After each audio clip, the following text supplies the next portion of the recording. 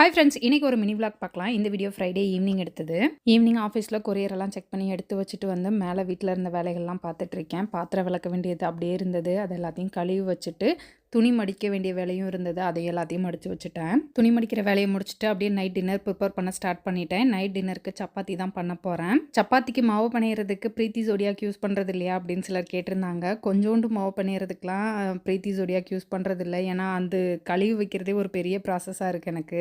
சப்பாத்திக்கு சைட் டிஷ்ஷாக தக்காளி தொக்கு தான் ரெடி பண்ணேன். தக்காளி தொக்கு ரெடி ஆகிறதுக்குள்ளே அப்படியே சப்பாத்திக்கு தேய்ச்சி வச்சிடலாம் அப்படின்ட்டு எல்லாத்தையும் தேய்ச்சிட்டு இருக்கேன். தக்காளி தொக்கு ரொம்ப சிம்பிளாக பண்ணிட்டேன். வெங்காயம், தக்காளி, பூண்டு, இஞ்சி எல்லாத்தையும் க்ரஷ் பண்ண மாதிரி மிக்ஸி ஜார்லேயே வந்து நல்லா பல்ஸ் கொடுத்து எடுத்துட்டு கடுகு கருவேப்பிலை போட்டு தாளிச்சிட்டு உப்பு, தனி மிளகாத்தூள், மல்லித்தூள், கொஞ்சமாக சீரகத்தூள்லாம் போட்டு நல்லா கொதிக்க வச்சு இறக்கிட்டேன். டின்னர் நான் சீக்கிரம் சாப்பிட்ருவேன் அப்படின்றனாலேயே சீக்கிரமாக ரெடி பண்ணிடுறேன். இப்போலாம் சப்பாத்திக்கு உங்களுக்கு எந்த காம்பினேஷன் ரொம்ப பிடிக்கும்னு கமெண்ட்டில் சொல்லுங்கள். அடுத்த வீடியோவில் பார்க்கலாம். பாய்.